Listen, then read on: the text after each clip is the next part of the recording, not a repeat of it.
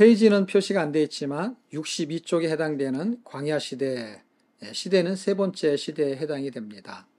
창세기 한 권에는요, 창조 시대와 족장 시대 두 시대가 흘러가요.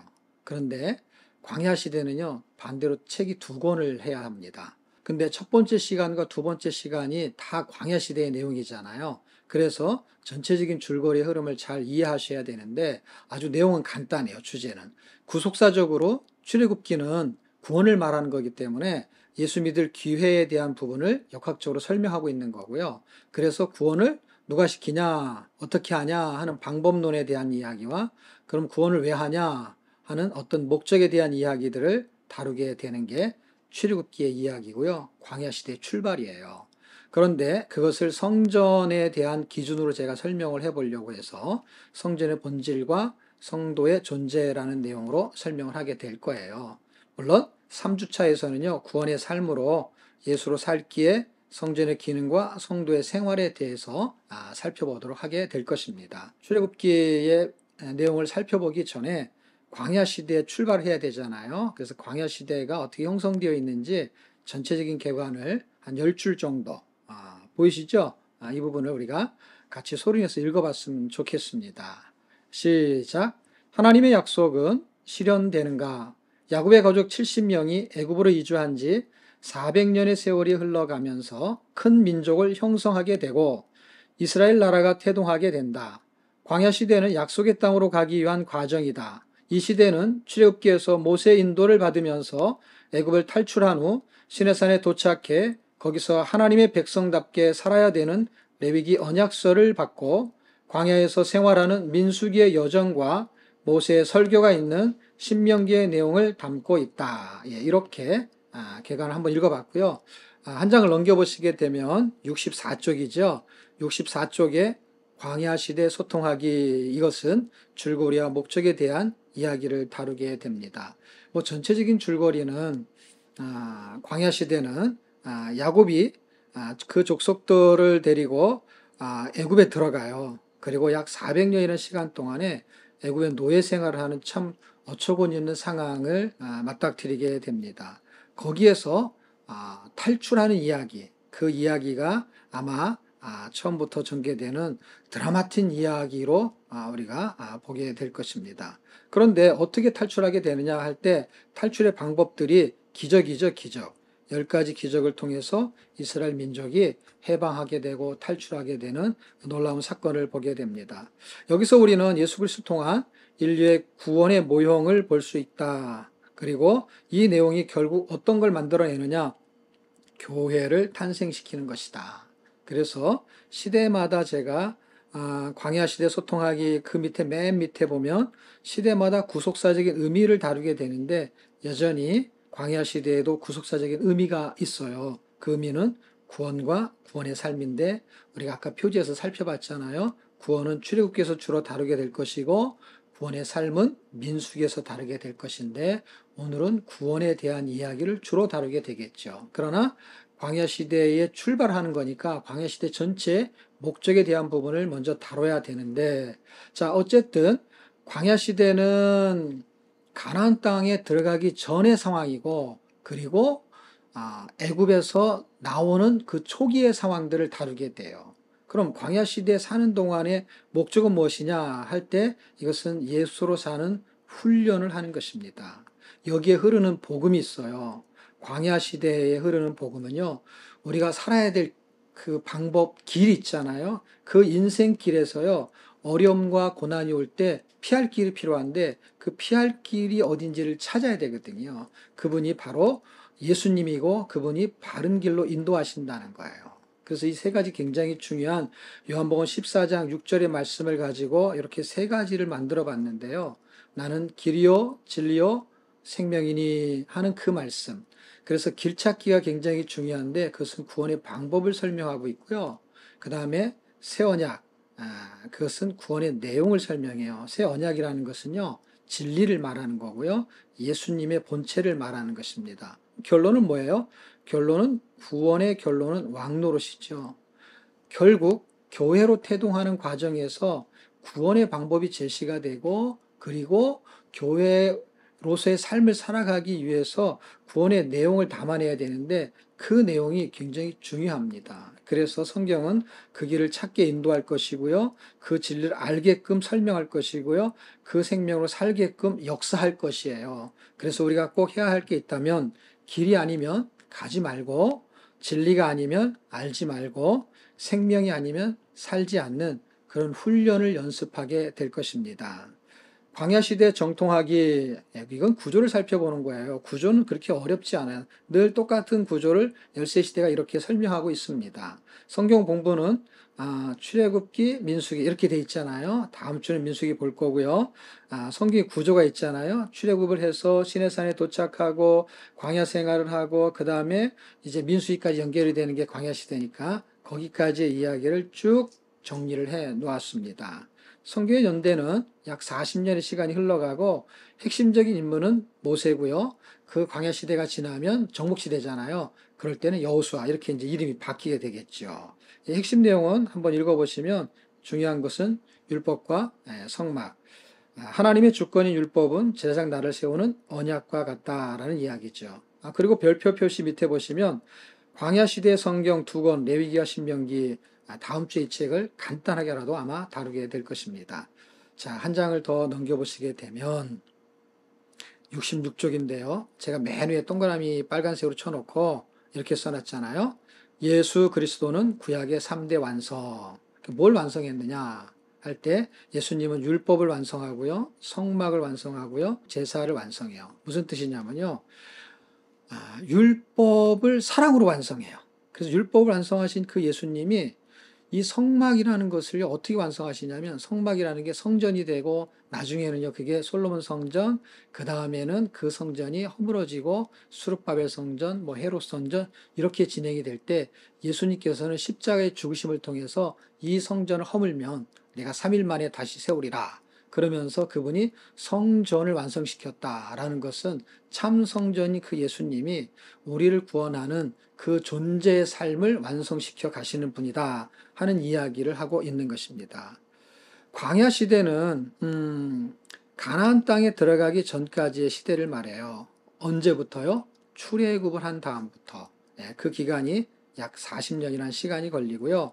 모세라는 사람의 이름의 뜻은 모시스, 물에서 건져내다라는 뜻을 가지고 있어요. 이 뜻을 가지고 있는 이 모세를 통해서 하나님은 홍해에서 그 백성들을 건지신 것 같아요.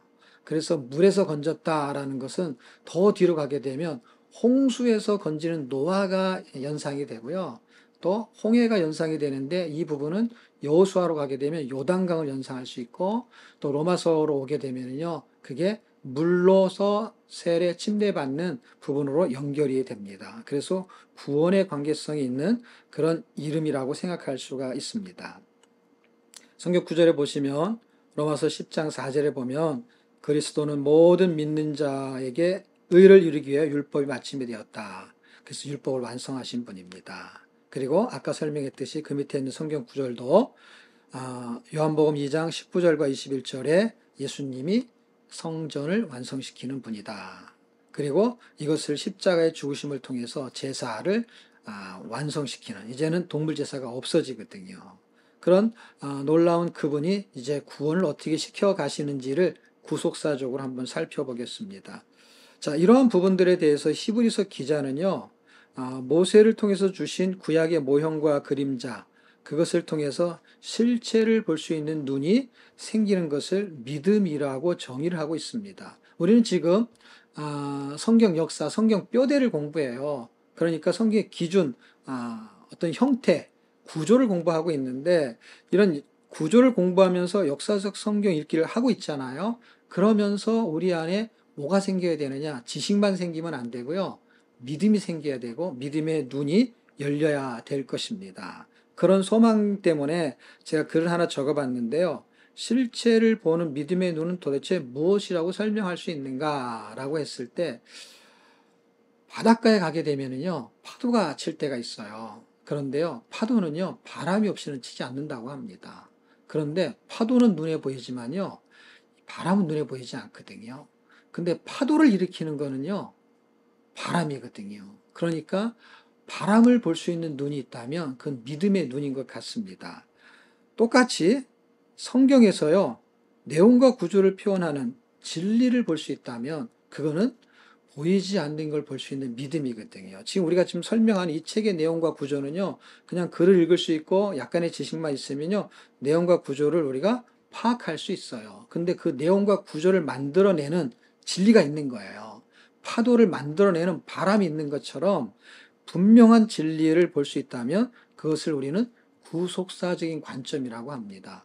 성경의 연대기는요, 내용과 구조를 표현하는 것이라고 하고 거기에 담겨져 있는 진리는요, 바로 예수님이거든요. 그래서 저는 계속해서 성경 읽기 사역을 하면서 성경 읽기 안에 성경을 읽히려고 한 하나님의 의도가 바람을 보게 하려는 거구나. 그것은 표현은 구조와 또는 내용을 통해서 진리를 설명하고자 하는 하나님의 의도가 담겨져 있는 것이고요. 출애굽기는요, 구원이라는 단어가 주제로 뜨기 때문에 굉장히 중요한 예수 그리스도의 사역이 움직이게 됩니다. 7.17을 우리가 살펴보겠는데, 광야시대 관통하기 내용을 전체적으로 정리해 주는 것이죠. 첫 번째, 애굽을 떠나다 이제 출애굽을 한다는 뜻이고요. 거기 조그마한 소재로는 모세와 예수 이렇게 되어 있습니다. 모세를 통해서 하나님은 탈출, 구원 계획을 세웠어요. 이스라엘 백성을 구원시키기 위해서 인도자가 필요했거든요. 그래서 그 인도자로 하나님은 모세를 선택하셨습니다. 그런 것처럼 인류를 구원하시기 위해서, 나를 구원하시기 위해서 그 하나님은 탈출 계획을 세우셨는데 그분이 바로 예수 그리스도이시다라고 합니다. 자, 그런데요, 그 탈출을 시키기 위해서 벌어졌던 사건들이 꽤 많이 있어요. 꽤 많이 있다는 얘기는 뭐냐면 10가지 기적이 있는데 그 중에 10번째 기적이 유월절 사건이거든요. 그 유월절 사건을 통해서 설명하고 싶은 게 뭐냐면 장자예요. 왜냐하면 마지막 그 기적, 재앙, 그리고 우리에게는 축복이죠. 왜 그러냐면 그 기적을 통해서 죽는 사람이 있지만 그 기적 때문에 사는 사람이 있거든요. 장자의 개념은요, 처음에는 남자를 대표해요. 그런데 그 남자는 가정을 대표해요. 근데 결국에는요, 애굽의 장자는 다 죽잖아요. 근데 이스라엘 장자는 살잖아요. 그 한 사람, 한 장자가 가정을 대표하는 것은요, 한 나라를 대표한다는 거예요. 그래서 세상을 상징하는 애굽의 모든 백성, 다시 말하면 애굽의 백성만 죽는 게 아니라 하나님을 믿지 않는 모든 사람의 대표성을 애굽의 백성으로 보는 것이고요. 한 장을 넘겨보시게 되면 이제 택함 받은 민족이 있어요. 그 이스라엘이거든요. 근데 이스라엘을 장자의 나라로 삼겠대요. 그러니까 예수 믿는 사람들의 장자가 만약에 있다면 그것은 이스라엘이고 그 이름을 그 민족이 아닌 모든 사람을 다 통틀어서 총칭적으로 말하려고 한다면 영적인 이스라엘이 되겠죠. 그러니까 우리는 영적인 이스라엘 안에서 복음의 제사장의 역할을 감당해야 되는데 어떻게 그 역할을 감당할 수 있느냐 할 때 사실은 그것은 장자의 명분 때문에 가능한 것 같아요. 우리가 창세기에서도 공부했지만 이삭의 아들 야곱이 있었잖아요. 그 야곱이 이스라엘이라는 이름을 복으로 받았잖아요. 그런데 그가 장자의 명분, 장자권을 뺏기 위해서요. 에서라는 형한테 팥죽을 팔아가지고 장자의 명분을 취해요. 제가 이것을 읽다가 우리에게 하나님께서는 아들의 명분을 주시려고 팥죽을 판 것처럼 예수님을 파셨던 것 같아요. 물론 그것이 장소냐 위치냐 이런 걸 말할 때 제가 십자가라고 표현을 했지만은 사실은 무엇을 팔았다는 게 되게 중요한데 예수님 자신, 다시 말하면 하나님 자신을 들여서 그걸 저는 팔았다라는 의미로 좀 표현하는 것 뿐이거든요. 그래서 우리는 하나님의 아들의 명분을 우리에게 주셨어요. 그래서 우리는 장자의 명분, 아들의 명분을 갖게 됐어요. 정말 이 내용을 보면서 마음이 저려오는 것은요. 그럼 나는 무엇을 팔아서 장자의 명분의 삶, 아들의 명분의 삶을 살아야 될까? 다시 말하면 하나님의 자녀다운 삶을 살아야 되려면 무엇을 하나님께 드려야 될까라고 생각할 때 그게 물질인 줄 알았는데 그것도 아닌 것 같아요. 왜 그러냐면 물질 없는 사람은 그러면 그렇게 살 수가 없잖아요. 그게 지식인 줄 알았는데 그건 아닌 것 같아요. 왜냐하면 지식이 부족한 사람은 그러면 그렇게 살 수가 없잖아요. 그런데 자존심은요, 물질, 지식이 없어도 다 있는 것 같아요. 자존심을 버리는 것 하나만으로도 우리는 하나님을 섬길 수 있는 길로 나아가는 것이죠. 그런데 자존심 없는 사람도 혹 있다고 칩시다. 그럼 그 사람은 하나님 장자의 명분의 삶을 또 살 수가 없잖아요. 결론을 제가 내리게 되면, 야, 이거는 오직 은혜로 받기는 살 수가 없구나. 하나님의 은혜로 아들의 명분을 가졌어요. 이 명분의 그 값어치를 하는 삶을 사는 것도 여전히 그분의 능력과 그분의 은혜라고 받기는 생각할 수가 없습니다.